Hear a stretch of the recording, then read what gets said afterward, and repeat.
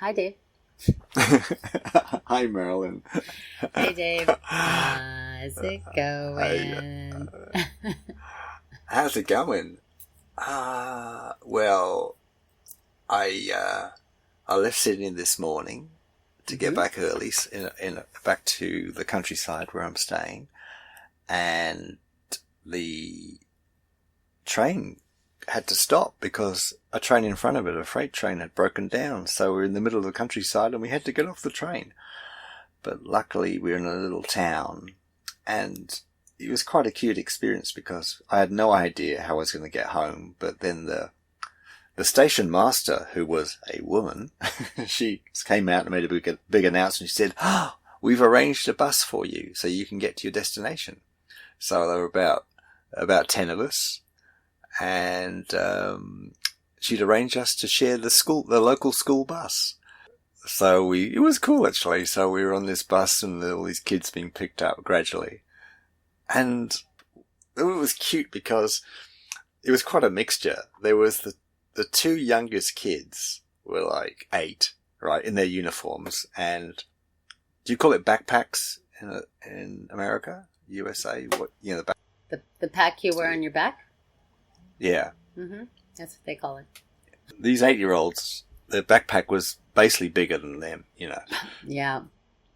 I know. Oh my God. I noticed that in Paris. The backpacks were bigger than the kids. I felt so bad. I wanted to come up to all of them and hold their bags for them. It was so adorable. But I think these kids, these two young ones, I don't know where they came from. I could guess, like Mars. I thought Nepal or Mars, Venus.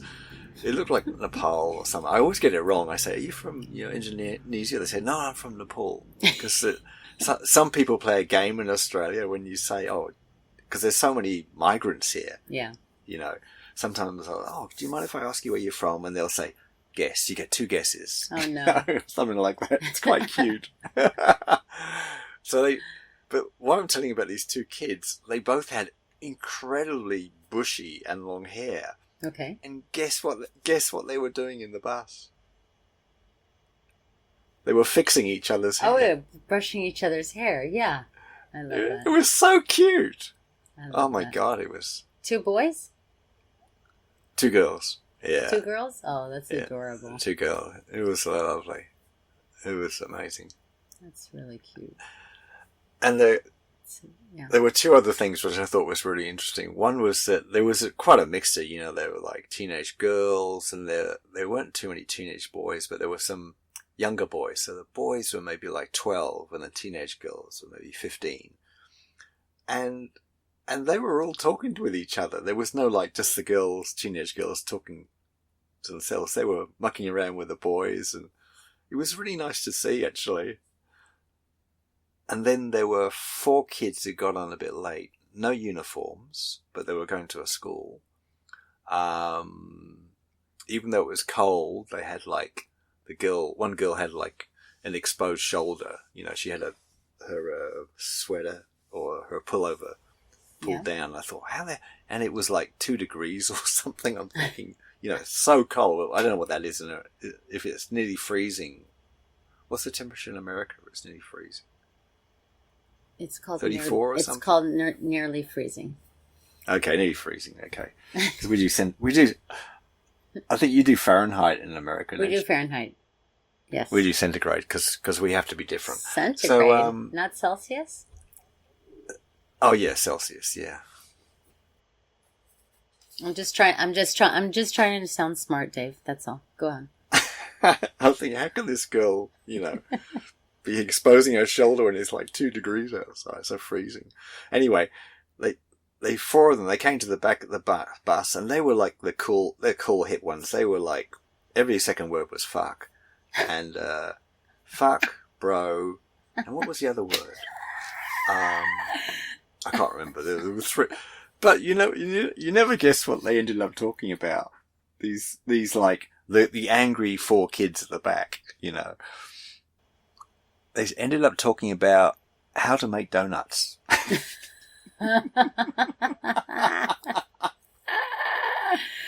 That is super cute. and unexpected. I had two assumptions sort of blown out the water.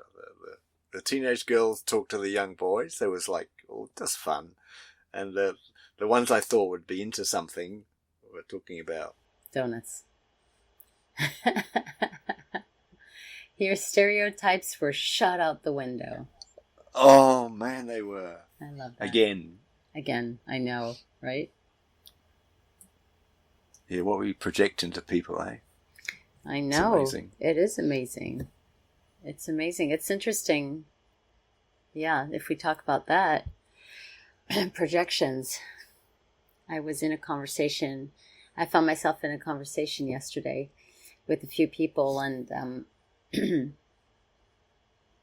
and one person was, I don't know how it got onto this, but one person started talking about how, there's horrible things happening in the world, and, and I was surprised she brought up this example because it was a long time ago, but she brought up Jeffrey Dahmer and how he had done something that was just so horrendous, and how could he not know how much he made people suffer, and she's like, and I'm not okay with just, the people who say that something happened to him that was traumatic when he was brought up, still, he should have known better, something like that.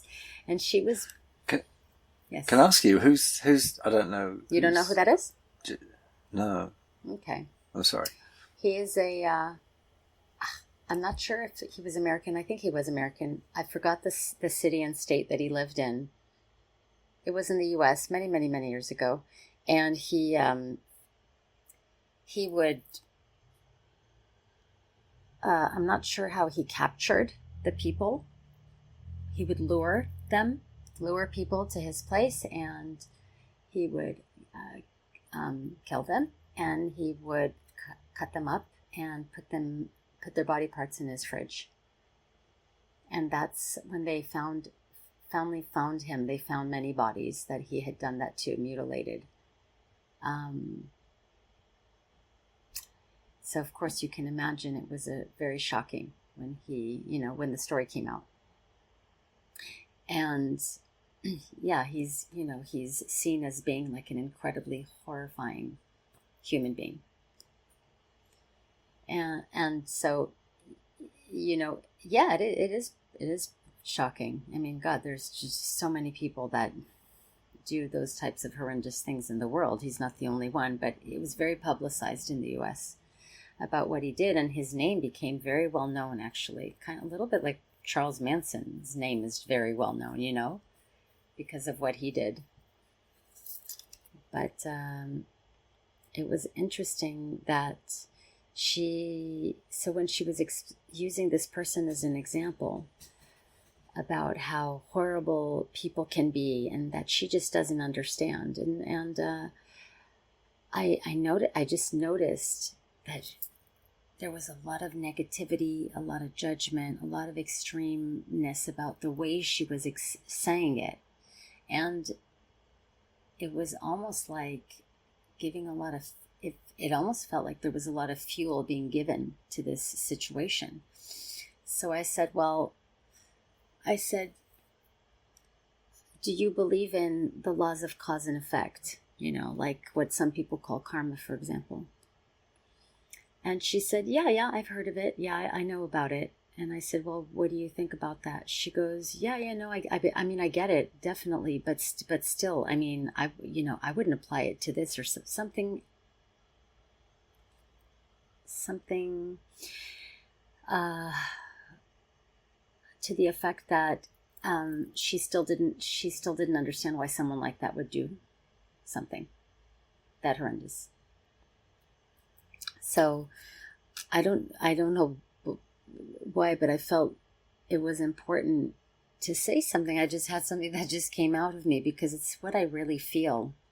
And it reminds me of what you just brought up about projections, you said? No, perception? Yeah.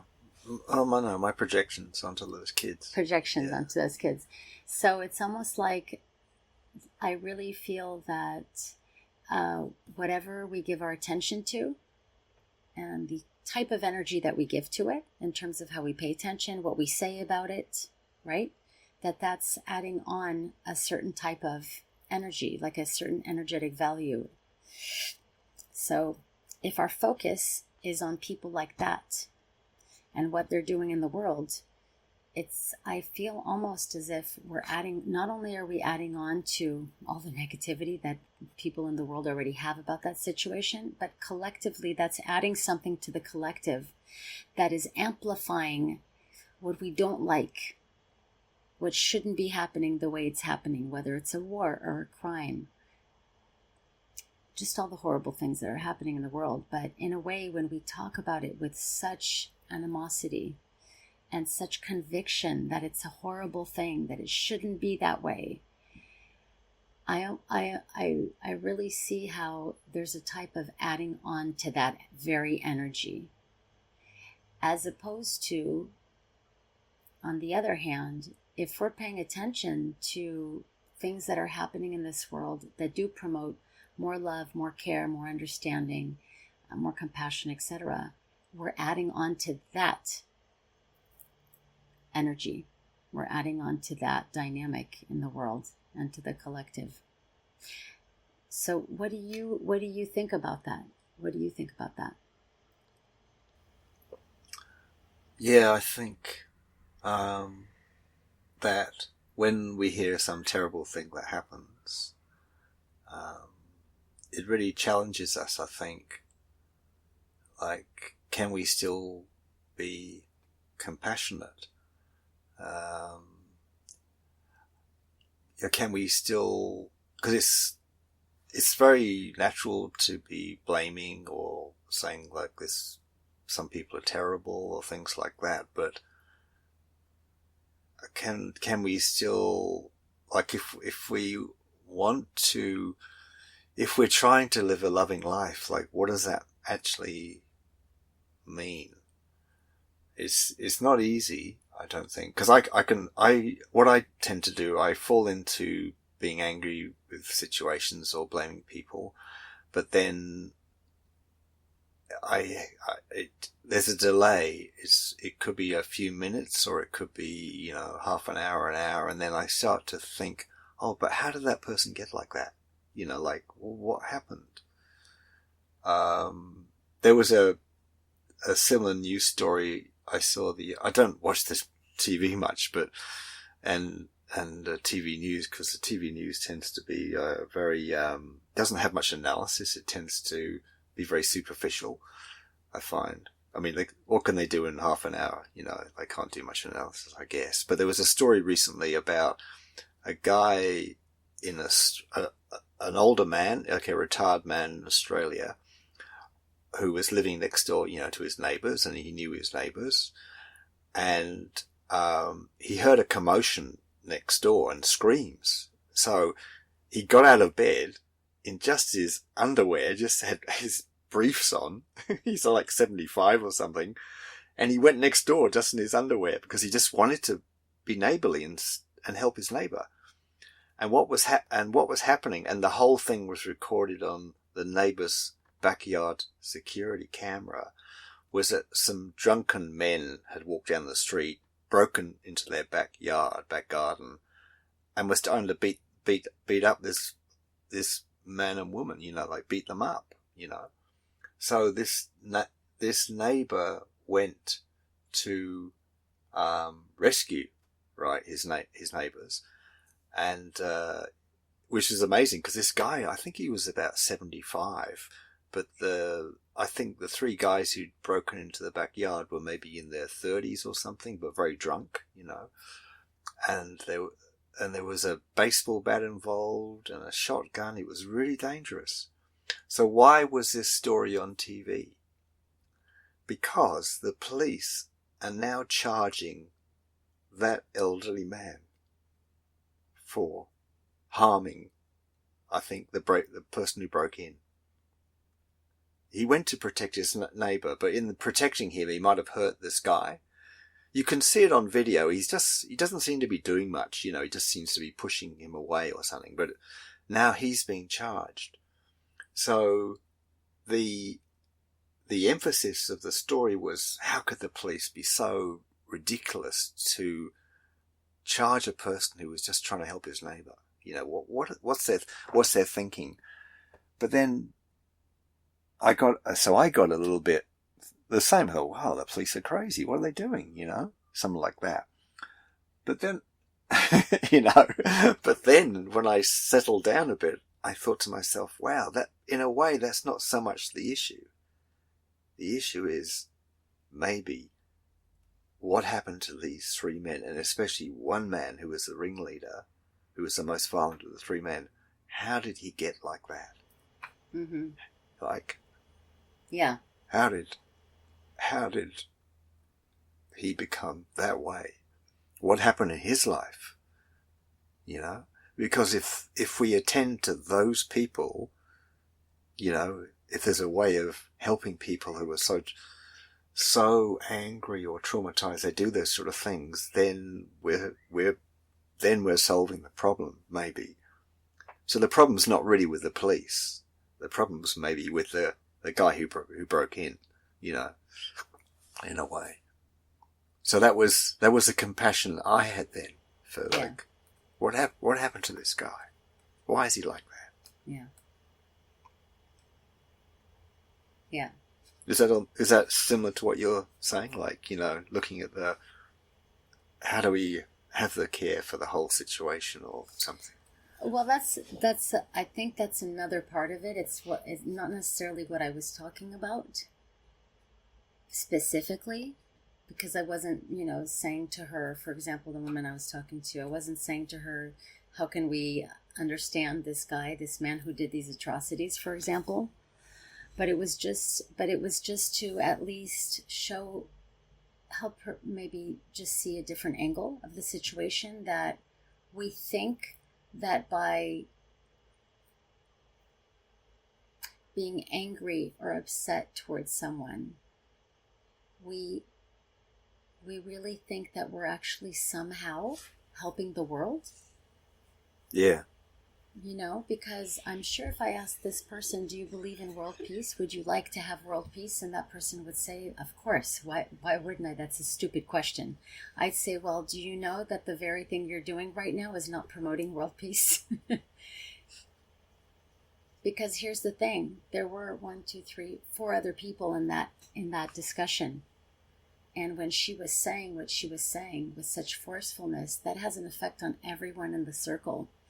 And it's very likely if that conversation had kept going, someone else in that circle might have like allied with her and said, yeah, you're right. My God, what he did was just so gross. And can you believe people like this? They shouldn't exist in the world, or they should just kill people like this. You know, it leaves room to then add on and amplify the negativity and the hate and the separation. Yeah. Yeah, I understand what you're saying now. Yeah. That's what I meant by that specific situation, but I completely see how it's linked to what the story that you just told, in that you took it a step further in that situation by having a feeling and an emotion of some kind of sympathy or empathy towards that person who was committing supposedly the crime, and had a curiosity to understand what led that person to be that way. Right? And that is definitely not an automated tendency in human beings to want to understand what's behind the behavior of a person who's doing something that's obviously, quote unquote, wrong or bad. Yeah. It's not our tendency to want to understand them. We don't want to understand them. We just want to put them away and make them stop. And they should stop. They should know better. So there's no understanding, no sympathy, no humanity, and no compassion. So these, what you're talking about, are the hardest things for us as humans, because we always tend to put people in. we put people in categories in our minds that are the good people and the bad people. Absolutely. And often when you're in a group of people, it's not always the same. You know, like some people will say these people are bad, and then some people say no, they're not. You know, like so it's quite, it can be quite personal as well. It's very personal. I think it's very personal. Even if a person doesn't have a direct association with the person who, quote unquote, did something bad, but maybe it reminds them of something that was done to someone close to them in their family. Oh, yeah. Or something they witnessed by someone they loved and cared for when they were younger, and so they almost have like a personal stake in making sure that that person is seen as being bad or wrong, and that person should be persecuted. Which, if you think about history in general, this is the history we come from ancestrally, where people were very easily persecuted violently for very simple little crimes, like stealing a potato at a market stand. People would be beheaded for that. Their hands would be cut off for that before. Just an example. Or doing something which perceived against God, or against, like in Europe, against the Pope or something like that. You could get beheaded or something. Yeah. So, but there's also, I think we sort of touched on it in a previous podcast. So what was it like for you with your friend? Because or this person, like, how's your feeling towards her for being, in a way black and white, or judging, someone so strongly? Well, I'll be honest about how I felt. What came to my mind was that this person is a teacher professionally. This is a person who teaches other people something in the education world. And so I thought, if maybe this is the basis for how she carries herself, in a way, how she basically will easily be swayed by the media or the news, in determining someone being right and wrong, good and bad, evil, not evil, then this might be the tone that she uses in teaching what she teaches also. And I feel that people who go to school are like us, like we were, very impressionable. Not just about the things that we learn from a textbook, but we're very impressionable by the people, the educators themselves, and the energy that they carry.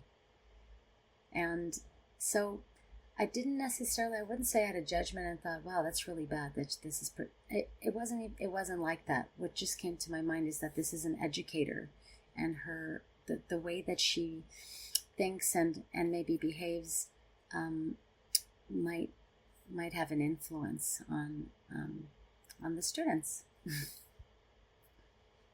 And maybe some parents would agree with her and say, yeah, she's having a good influence. This is the way it should be. Absolutely. So it's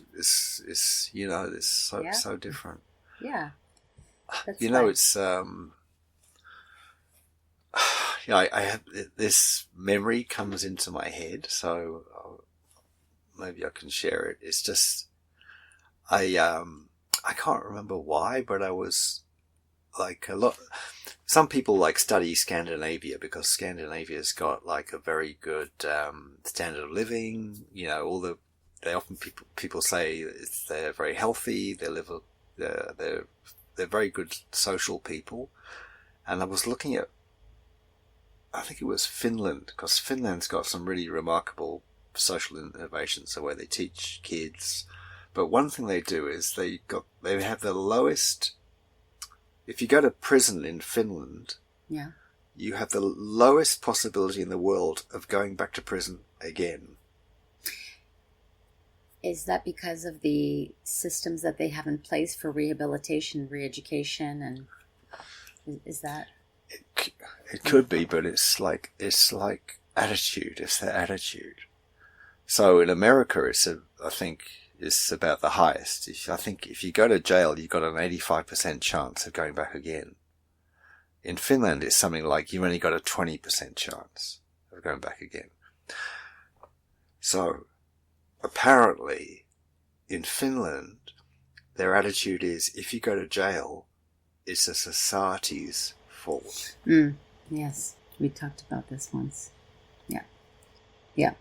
It's a systemic failure. It's a systemic failure. Rather than an individual failure. So I don't think they take it completely away from the individual, but it's like, we're all in this, you know. Because we are. Because we are. We are all in this together. Yeah. Yeah. So even that would have an energetic effect. Thus that fact, I mean, like, if you have the attitude of, oh, we're supporting you, you know, we're here to try and help you. I'm sure, like, if someone said that to me, I go, wow, you know, that's wonderful. You know, like, it's rather than saying you're an arsehole, you know, whatever. So it's amazing, isn't it? I think there was that movie, wasn't there, with Susan Sarandon and Sean Penn. Oh yeah, He's on death row. Sean Penn. Yeah. Oh, man, I need to see that again. That was a powerful film. It was really powerful. What was it called? Dead Man Walking. Dead Man Walking. Yeah. I think. Yeah. Ooh, that was a heavy one, but very meaningful. Have we got to the bottom of what you're saying? Because you're saying, basically, you're saying if let's see if I understand you correctly. If we put energy into that, meaning like that person's like judging that person or going on and on about it or something like that, then we're adding like fuel to the fire. Is that what you're saying? We're putting energy into that situation, and what's the result of that? Yeah. If we do that. Yeah. Yes, that's basically it. It's really understanding that, well, in a way, I'm not sure if I would even say to understand this idea of what I'm saying right now, you have to understand energy a little bit. First of all, you have to understand that we're made of energy. Everything is made of energy. You know, the skin on my, right now that you see, my physicality wouldn't exist if energy didn't precede it, you know? Energy. Well, that's what the scientists say. Well, forget what the scientists say. What do you think? What do you think? Okay, forget what the scientists say, I don't mean forget what the scientists say. I'm just saying, I understand that's what the scientists say, but let's use our logic. Let's just break things down to their most elemental level and see that we're made up of, you know, aren't we made up of protons, neutrons, atoms, molecules, cells, and all of those things? They exist due to energy, which is consciousness in motion, you know? And so I think that what I'm talking about really has a lot to do with that. So in a way, you almost have to be a person who maybe understands a little bit, or believes, or understands, or thinks that energy precedes everything. And if that's the case, if that is the case, if everything is energy, everything starts with energy, and everything is existing due to everything's vibrating, you know, that energy vibrates and then it creates matter. And so we know we're energetic, we know that things vibrate, that they exist in a state of vibration. If that's the case, then it's to say that, and I want to break this down in a way that's very relatable, you know. I guess it's just that Okay, we're talking about world peace. We're talking about wanting peace. We talk about love. Love and peace are talked about all the time. Happiness is talked about all the time. But to really get, you know, to those are states of vibration. Love is a state of vibration. What is love? Love is when there's no opposite. It's when there's unity. There's no separation, no opposition. That to me is what love represents. It represents a whole without any separation. That's true love at its essence, at its core. So if we're saying that that's what we want in ourselves, in our world, in the outer world as well, if this is really truly what we're hoping for and wanting, we have to understand that when we express things that carry an energy, a vibration of separation, it's opposing the very thing we're wishing and hoping for in the world and in ourselves. Does that make sense? Or at least this is how I see it. I'm not stating this as a fact at all. I'm just saying this is how I see things. They seem like two opposing vibratory fields. Yeah, it does make sense, because even in the example you gave, this person who did these terrible crimes in the US that you mentioned, like if like I think, and I have my own experiences of this, the more separated I am, and the more separated people are around me, the more angry they are, or the more they're likely to do so-called harmful things. Like if you feel very close and loving to someone, it's very hard to harm them, because even if you say something you think that may harm them, you go, oh shit, was that okay? Like I do that sometimes. I go, shit, did I say the right thing? And then, but if I'm very separate, I can't even sense that. I'm just so far away from it energetically. It's like in a way, bringing unity is safer. It's less harming, because what you really love, like in a way care for, not love that, I want to have you because, you make me happy. Not that sort of love, but the love is where you really care for something. Like how can you harm it? It's very difficult. So I think that when I was a psychotherapist, that was one of the techniques I think we were taught, that you would try and find in a person who maybe was very angry, like, what is it in your life that you do like, you do love, you do care for? And it'd be funny what they might say. They might say my motorbike, or something like that. But at least then you had a starting point, where you could talk about, hey, why do you like that, and like this sort of stuff, and get them. And so you start where they're that expression, you start where someone's at, that sort of thing. So we're basically very programmed normally to separate, to judge, to say someone's wrong, to say, I don't want to have anything to do with you, that person should be put away in a prison and the key should be thrown away. And so it's all separating, sort of stuff. Like in that film, Dead Man Walking, it's like the opposite. It's like almost recognizing that, this person maybe, if I got a little bit spiritual, they might say they have a soul, like, and that soul maybe is going to come back again.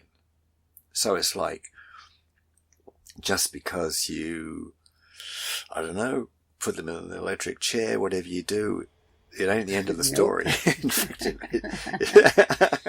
it's just like you're making it maybe worse for the next time, whatever. I don't know.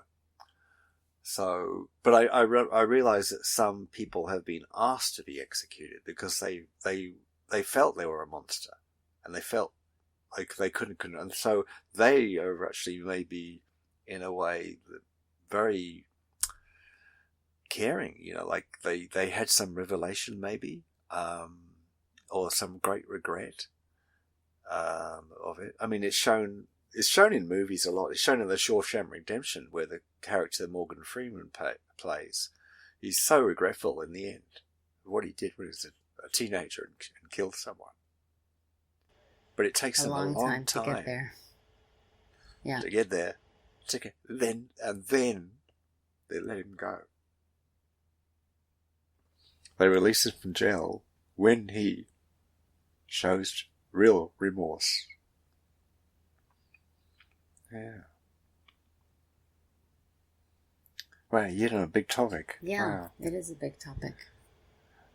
And, just like I shared with you the other day, I've been watching this series that was created as a reenactment of a crime that was committed in Los Angeles many years ago when I had just come out of high school. These two brothers who lived in Beverly Hills, prominent family, and the two brothers killed their parents. Yeah. And they were put away. And that happened 35 years ago, and they were just recently up for parole, and they were denied parole. And I'm watching this series, and I'm at the part in the series where they start to show the defendant of one of the two brothers, because they needed to have each of them needed to have separate counsel, right? And because they were different ages. And so the counsel for one of the brothers starts to question him, and she says, I need to know everything about your life and about what was the relationship with your parents. And he starts to go into explicit detail of the sexual abuse that he received at the hands of his father since he was 5-6 years old, and from his brother, who had also been abused by the father. And it's I'm watching it because I'm always a person who's, just like both of us, we're incredibly curious about why things happen the way they do. We just really want to understand what's behind things. And someone might say, someone might listen to this one day and be like, what is there to understand? They murdered their parents in cold blood, and what if they were abused? Still, that doesn't excuse. And then there's going to be people who are going to say, yeah, worse should have been done to the parents. Right? Mm. But I'm really looking forward to continuing to watching it, to understand what's behind it. And also what's great is a documentary just came out where the brothers were actually just recently interviewed. And I really look forward to watching that, to seeing what is their character like, what are they like, what are just getting a feel for people, because we're all coming into this world with our story. This is what I was just talking about with someone today. Like, on a soul level, we don't have a story. On a soul level, before we came into physical form, maybe we were just pure light. We were at one with the Creator, with creation. And then something propelled us into the density or into the experience of this world, of this life, and we came into this world with a story. And when we're born, we begin to entertain that story.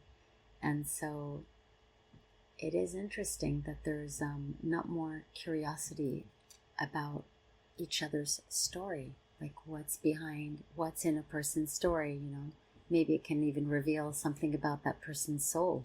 Like, why did they come into this world with like such a difficult story? Yeah, that's right.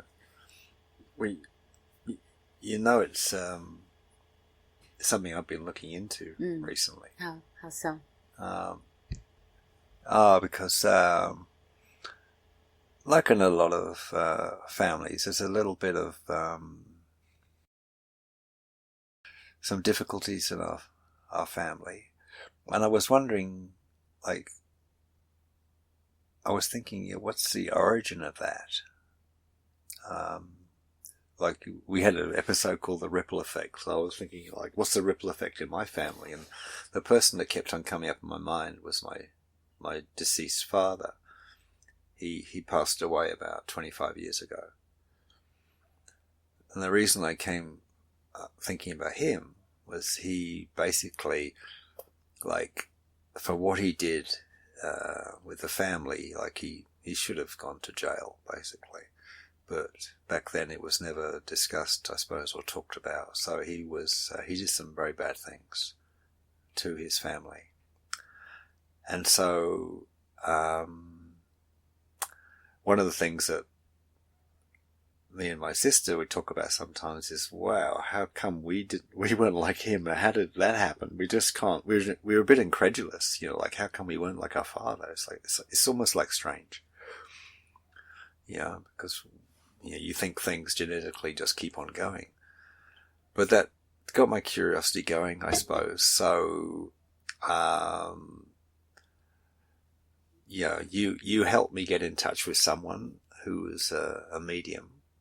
And I thought, what the hell? Could I talk to my father?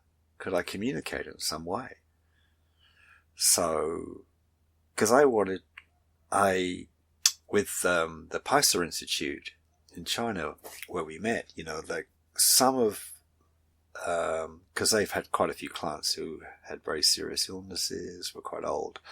And when they passed away, some of them passed messages back to Peiser through dreams and things like that. And in their messages, it's like, now we're out of this, very difficult place called Earth where all this happens, and now we're in the afterlife. They were able to reflect somewhat on their, things they couldn't realize. They realize, oh shit, Yes. now I realize the fault I had, or now I realized, oh, I never was able to deal with that, or they've got some realization. So it's like, wow, the afterlife seems very useful, but then they're away from all the chaos of the life that can be on Earth. So I got curious. I thought, wow, I wonder if my father, who caused so many problems in our family, very arrogant, very domineering. Yeah, I won't go into details. It's not pleasant. So, so I wondered how he's reflected. And so we got in touch with him, and then he told me something. Yeah, it was amazing. He was there, and he was able to communicate back, and he's a completely changed person, it seems. He basically said that in his life, he'd completely lost his true nature. His true nature was like a loving nature. But he said that he was like a person just stuck in the ground the whole time, had no idea how to communicate with people. And the way I understood what he was saying, the only things that are available to him, in that he was like in a huge separation from like his true nature. He said the only thing available to him was like domineering, arrogant, abusive manner.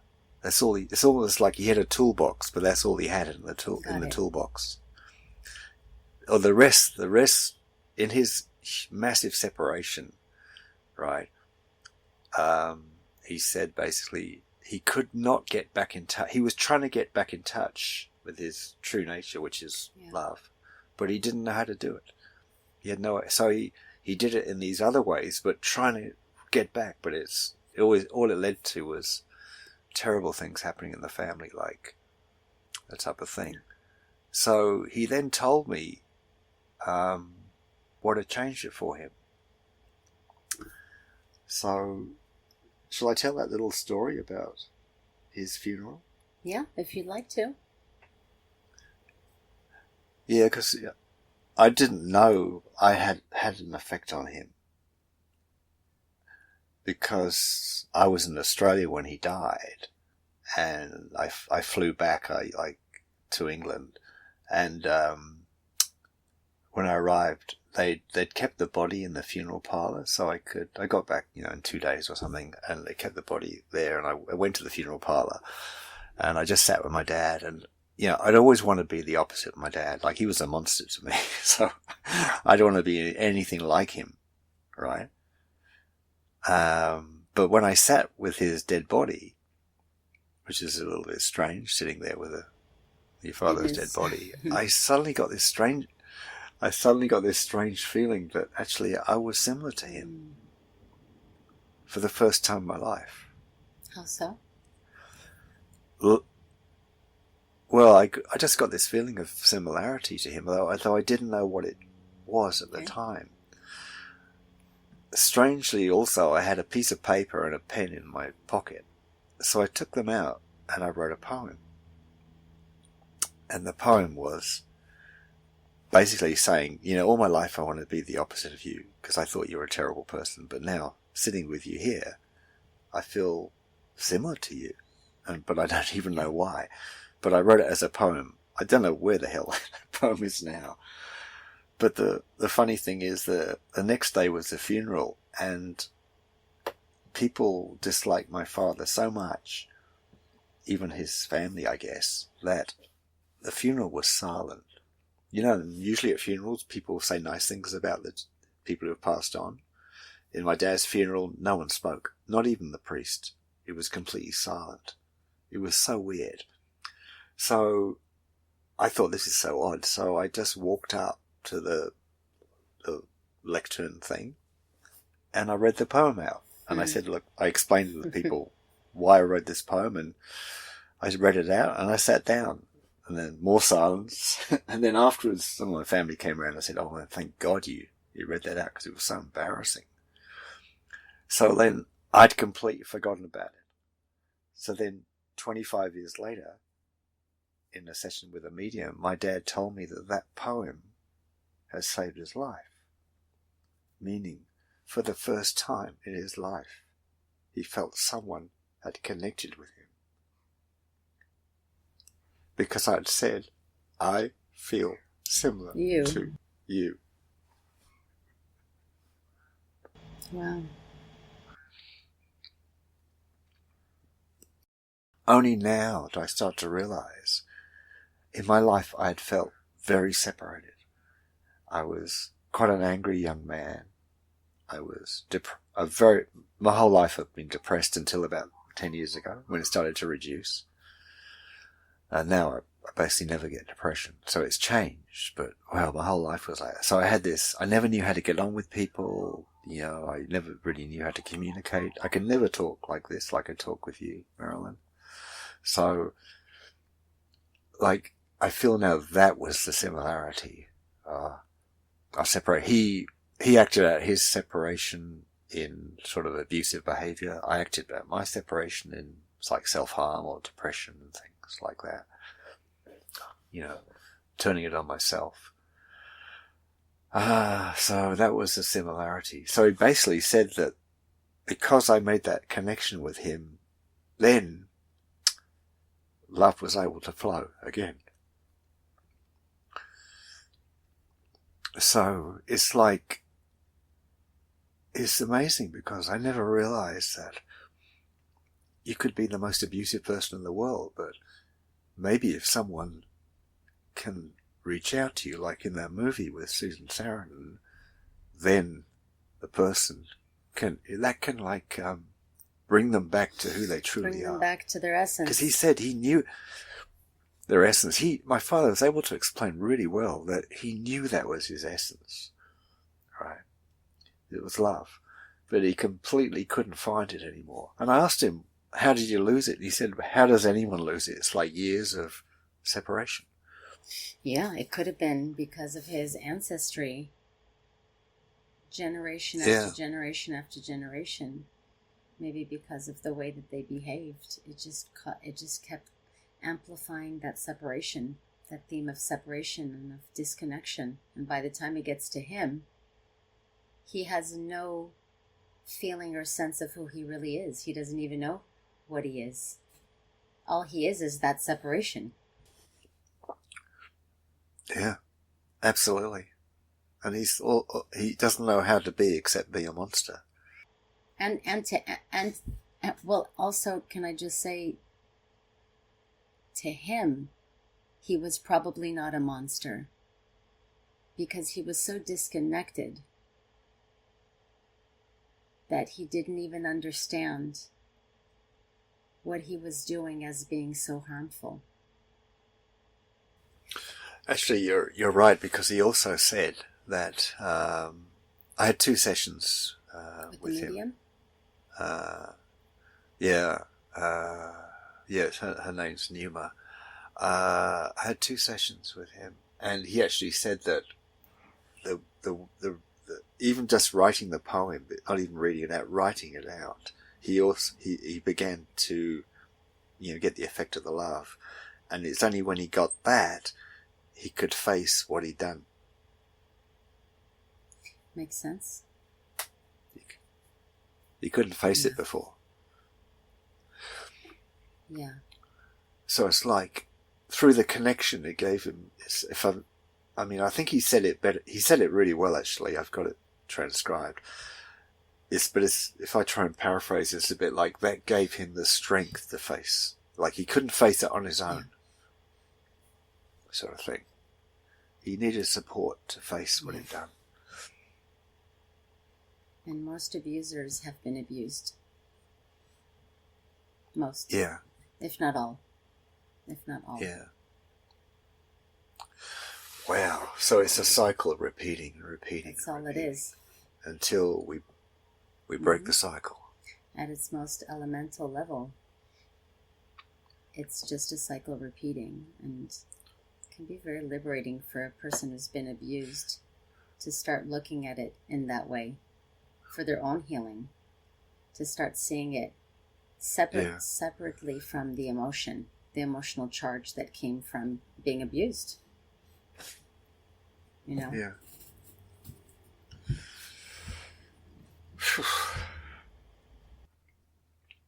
Thanks for listening.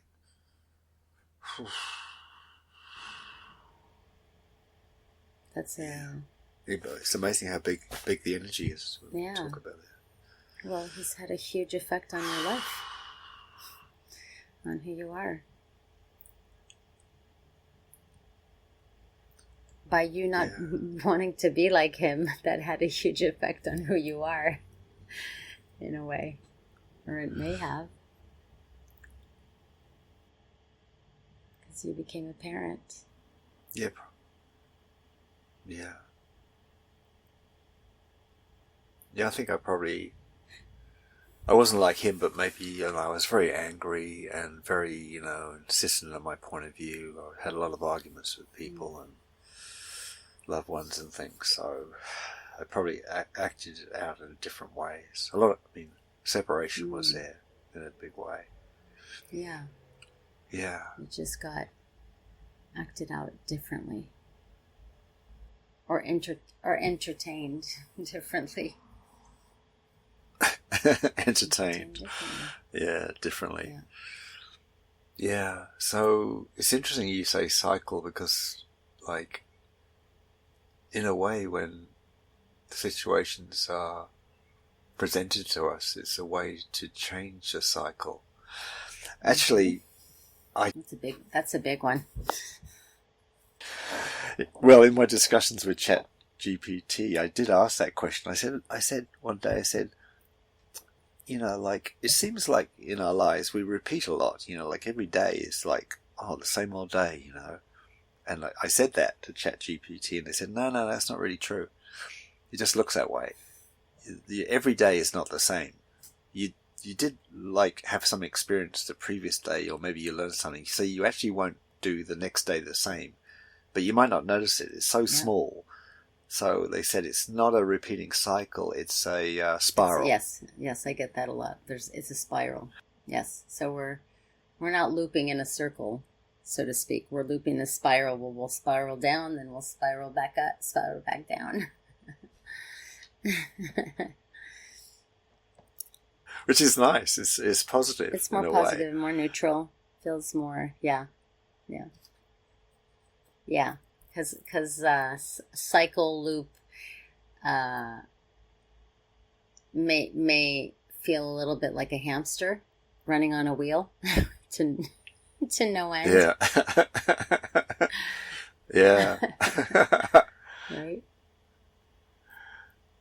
But it's so interesting. It's like how, like, there's so much things to learn in this life, um, and then like how can I put it? Um, that it's like we're constantly given chances to learn or like have another go, like have another Oh my go, God. you If we know? only, because if we could only see how many other goes we've been given. Every day is another go. Every day is another go. Literally. Here's another go. What are you going to do That's this right. time? Let's see what they do. So yeah, and it's like, and this for me, one of my biggest learnings was like I used to, I basically have had like three major partners in my life, and each one, I used to blame them because they didn't talk about their feelings, you know, like, and why can't you talk about your feelings, you know, like, and in the end, you know, part of me maybe moving on was because of lack of communication and because they didn't talk. And then about a year ago, I thought, oh my God, I'm the one repeating, not them. I'm the one keeping on being attracted to partners who don't express themselves, or maybe I'm not giving them the Yeah. conditions. I'm frustrating it in some way because I'm not smart enough to get to know them. Well, I don't know if that has to do with being smart or, yeah, or maybe you could be aware that there's something in you that is contributing to that dynamic in a way. Correct. That's a better way of putting it. Yeah. Thank you. Thank you. So it's like, oh my God, like it's funny, and so not even noticing my patterns, and I think that's a beautiful thing. I think I'm learning more with Chat GPT, because in one way the AI programs, they say we just notice patterns. They just notice patterns. Yeah, and it's quite beautiful actually. Yeah, Because it is beautiful. Yeah. one of the things I did once, I started it, I haven't gotten halfway yet, but just to share with the pattern, you know, what we're talking about, ChatGPT and the pattern, is that one day I just had a curiosity. I said, hey, would it be if I were to input all of the places I've lived in my life and a little bit of a theme of what was going on around that time, right?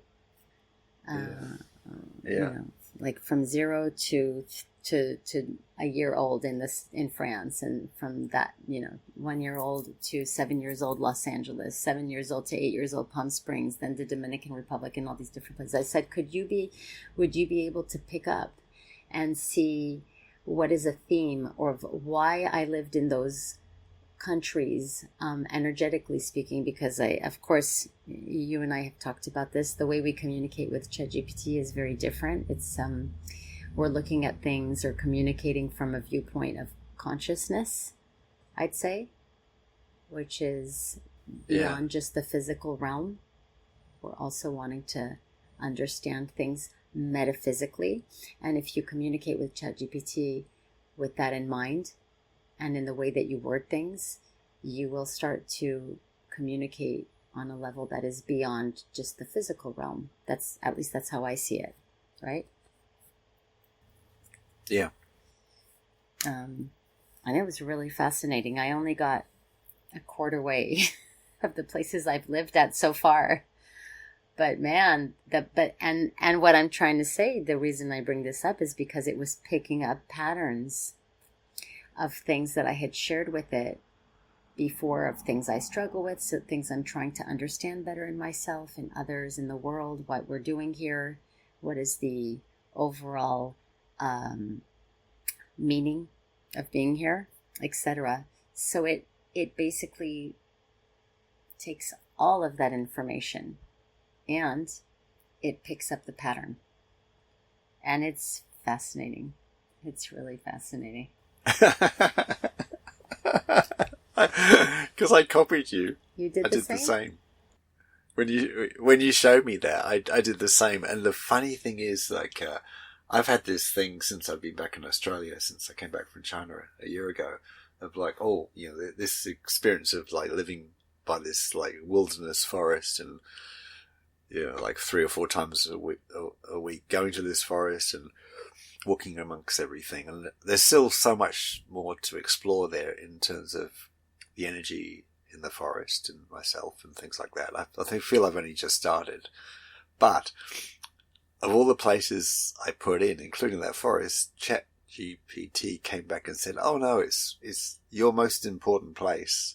Didn't say, oh no, Oh, no. He said, but you're maybe the most, oh no. They wouldn't say it like that. They said, maybe your most important place is when I go and stay with a friend by a lake. Right? They said this could be based on my pattern. They analyze this place somehow. I don't know how they do it, and they say this is maybe your most important place. And I was wondering about that, and then I've just come back from a trip there, and oh my God! I mean, it's a topic for another podcast, but like I was so much in touch with birds there. The same bird was coming back and just being around me and all that stuff. And I'm really trying to tune in to animals these days. And it was like, oh my God, in this place, you got the birds. The water is so calm and so blue with the sky. The sunsets are just unbelievable. The clouds, the trees, it's like, oh my God, it's like you've got the whole cosmos that you're connected to there. So it's like, yeah, ChatGPT Knew something. was right. It seems knew something, but just recognizing it from the patterns. Wow, is it hot? Is it hot where you are? Because you got the fan. You're cooling yourself off with what? A brochure? Yeah, some pages I ripped out of a magazine. Yeah, because it's pretty hot. It's in the 90s tonight. And if I put my air conditioner on, which is right next to me, it'll make a lot of noise and it might distort this whole recording. And you and I have been having a lot of audio issues, so I do not want to do anything to disturb this audio. It's funny because it's a bit cool here, and I turned the heater off so we could. We're such a polarity, us two. It's possible I'm going to lose about 5 pounds during this podcast episode. But then you're just going to drink it back on afterwards. So we better finish because you look so hot. It's okay. I'm sweating, but sweating's good. It means your body's working. Exactly. Yeah, I mean, at some point, you and I will have an episode about ChatGPT and our relationship with it and what it's been revealing, uncovering, helping us with, opening us to. Yeah. Thanks for what you were sharing about your father. I think that's something we could actually continue to talk about later, because I think it's something that we discussed quite a bit about death and dying. What does it mean? What is dying to us? What does it mean to us now? What did it mean to us before? How have we changed now that we've understood a little bit more about the energy world, our connection with the energy world? It's a fascinating topic. You know? Yeah, absolutely. Hang on. I'm glad we had this discussion. We talked about a few different topics, and it's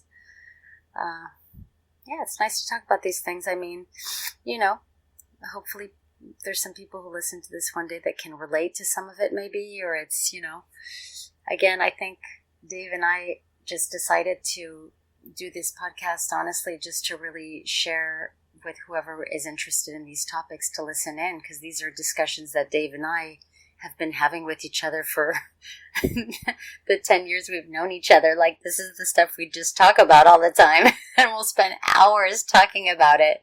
And we said one day, hey, why don't we just share this? And if anyone's interested, great, you know, and if not, all good. So, yeah, it's nice to know that we're putting these out publicly and that anyone can listen to them.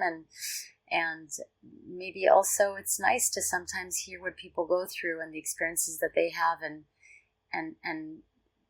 feel that we're all kind of having we're all going through different stories, but there's a common thread between all of us, is what I'm trying to say. That makes sense. Yeah. Yeah, that feeling of which is growing in me, that like the differences we have, it just makes up life in a way. God, imagine if we were all the same, how boring that would be. So it's like I'm starting to sort of. I used to be like, you have to think like me. I've got to convince you that I'm right, sort of person. But I'm sort of changed gradually into, wow, your angle is really interesting, you know, but sort of thing, and not trying to dissuade people out of their angle, but understand them better. Because at the end of the day, can we just say it? If we all come from one place, from one source of energy, we are literally fragments of one another. You are literally an aspect of me, and I'm an aspect of you. And for me, that's the most fundamental understanding that we need to have as humans, is that we are all mirroring each other, projecting each other, and that can maybe dissolve a lot of the separation that you said, that's very automated in us. Yeah, you've said that so wonderfully, clearly. It's like, yeah, we're all part of that. The same, like prism or something. We're just different facets of it. But actually, it's the same prism. It's the same crystal. It seems different. Yeah. So we're making life. We are making life the way it is. Yeah. It's interesting. Yeah. All the people who have NDEs and near-death experiences. I've listened to hundreds of episodes. You've listened to many, and it's just so incredible how almost every single one of them expresses that the moment they left the body, the first thing that happens a lot of the time is that they realize that they're one with everything. Like, it's just an immediate transition to being one once again, right? And it's only the density of this physical body that puts us into the mind of separation, right? But the moment we're out of this physical form, we're back into the one, into the field of one. So it's I would highly recommend people to listen to near-death experiences, because it really dissolves a lot of fear of death. And I think that the fear of death is our most fundamental fear, and it's what drives, at least for me, it's what drove me to do and think the way I did for most of my life. Most of my life was driven by my fear of dying. Yeah, that's really good. Yeah, that's another one we could talk about. It's such a big one. Yeah. So I think it's really good you said the density in the body, because it's a bit like it's like imagine we're stone, but we're in the middle of the stone, you know, like some massive rock or something. We just couldn't see what's outside. Exactly. So the density is exactly what does it. And I had an amazing experience in Paisa one day where, you know, we had this expression where, you know, to really know someone, you should try and be in their shoes, right? To really understand what it's like. So one day, the founder of Paisa, David, we were just talking casually about this, and he said, let's try it. Mm-hmm. Do you three want to be in? There were three of us there.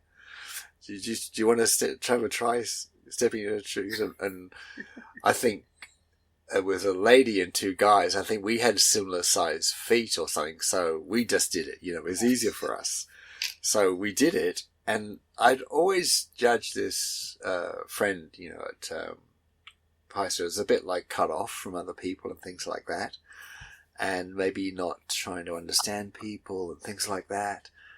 And then I sat in his shoes. I stood in his shoes, and my God, this whole fog came around me. It's like I was in a cloud. And in that cloud, I couldn't see what was outside the cloud. It was like around me. And I said to this friend, my God, this is my experience now. And he says, that's exactly how I feel. Wow. So I said to him, well, obviously that's why you don't reach out to people, because you can't even see them energetically. And how can you care for them? Because how can you care for something you can't see? You know, like it was such a mind blower. So it's like, wow, there's real separation. Yeah, Literal. Well, yeah, absolutely. Yeah. It's not just a concept. It's not just a concept. So beautiful. You said the density of this body and put that into like a metaphor, like a rock or something. Yeah, that is a great example, actually. A great metaphor. You're right. That's what it means, really. Wow. Wonderful. Okay, well, we're wrapping this up because we've gone deep. And everybody either needs a drink or an ice cream right now. So. Okay, Dave. Okay. Thanks for listening if you got this far. Thank you so much, guys. And we'll see you on the next one. Bye. Toodle pips. Bye.